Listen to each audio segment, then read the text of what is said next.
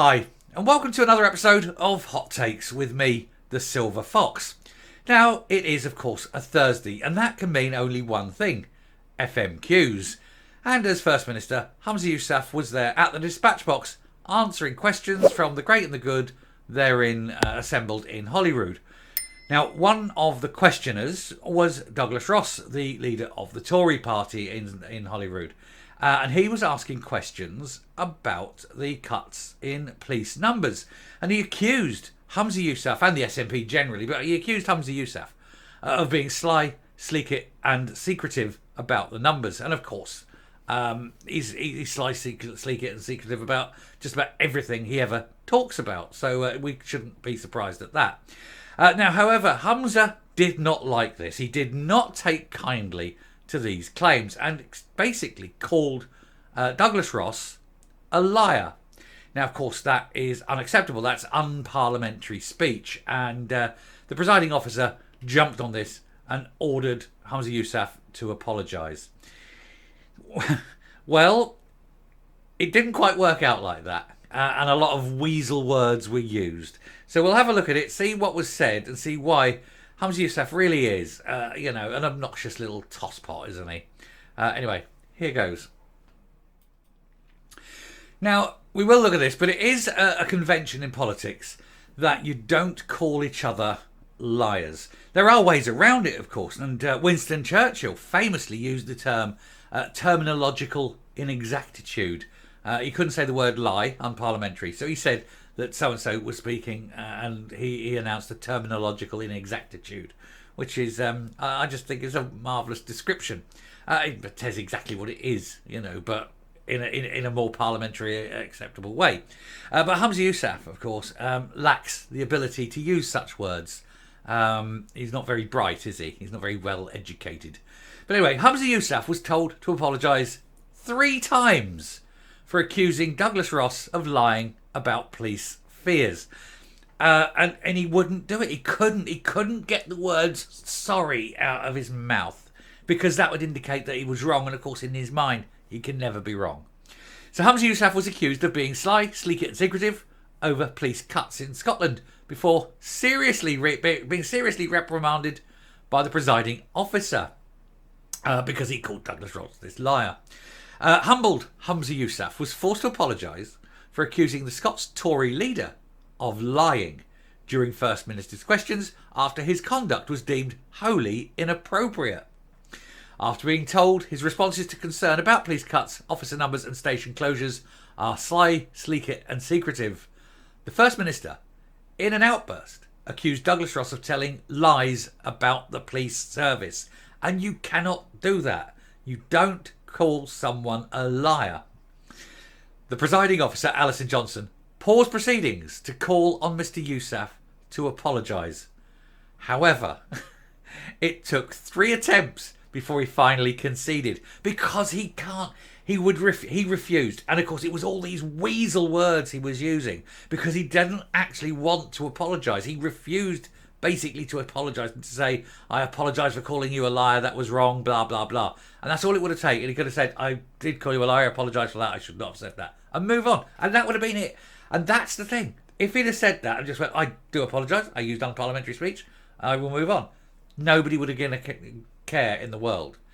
But because he had to do what he has to do, of course, now we do need to care. In his offending statement, the SNP leader attempted to characterise the recent Conservative Party conference as the Conspiracy Party conference. And in one of his many refusals to acknowledge his wrongdoing, he accused Mr Ross of a deliberate inaccuracy. He said, I'm happy to call it a deliberate inaccuracy, presiding officer, because that's clearly what it was. In another refusal, he says, I'm happy to apologise to anyone who's been offended by the post-truth that comes from the Conservative Party, and to anyone that's been offended by my remarks. And again, not accepted. Clearly unhappy with his version of an apology, which was not an apology at all. The PO said, First Minister, I would ask that you apologise to myself and to this chamber. And Mr Yousaf finally had to apologise. And he said, I'm happy to apologise to the chamber for any offence. but he still hasn't apologised to Douglas Ross for calling him a liar. What a tit. Anyway, the SNP leader has previously come face to face with the harsh reality of a drop of 700 officers since the creation of Police Scotland, and increasing, and further cuts to come. It's not getting better, is it? Especially up in the northeast, where they're basically not investigating anything other than serious crime. Mr. Ross raised the issue of slash and burn cuts to police budgets, which we've covered in videos past, and asked the straightforward question of how many officers we cut, as well as long-standing, and I think it means long-standing stations. As many as 30 stations are up for closure under the SNP, and already forces are already trailing programmes that will leave some crimes uninvestigated. Like I say, especially in the northeast at the moment, and on the islands where, in the Western Isles, there's no policeman after midnight until about 6 in the morning. So if you're a burglar out in the Western Isles, fill your boots between midnight and 6, because no one's going to respond. Anyway, the First Minister said there are more officers on the streets and that crime is historically low levels, as well as blaming the UK government for economic mismanagement. What the hell's that got to do with the UK government? It's policing. It's totally devolved. It's your budget. It's your baby. It doesn't come from the UK government. If there's anything wrong, it's down to the SNP. 16 years of government. And also, it will be right. If he's saying that there's historically low levels of crime, then he's obviously not reading the crime stats that everyone else is, where crime is increasing, which is what always happens when times are hard. The issue of police cuts was also raised by Scottish Labour. Anna Sawar said, "I met a distressed woman trying to report a serious incident to the police, and the local station and Blantyre was both closed.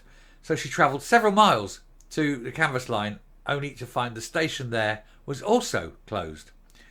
It was a heartbreaking example of what your loss of local policing means for communities.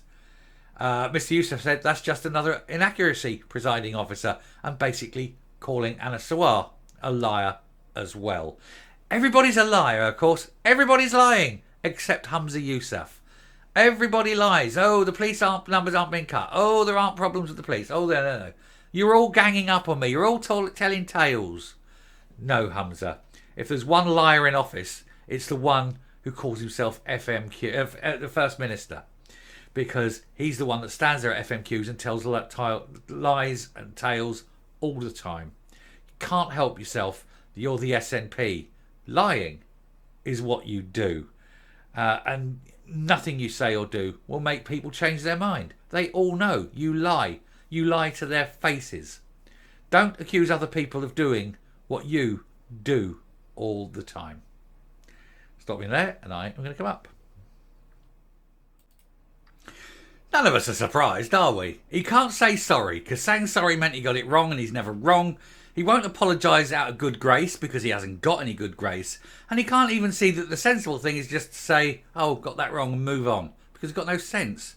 He has to lie, and then he has to lie about the lies, and he's just a wheezy little snide, snarky wee shate. A shart, as my wife would say. He's a shart. And that's all he is. Whole bloody party of them, aren't they?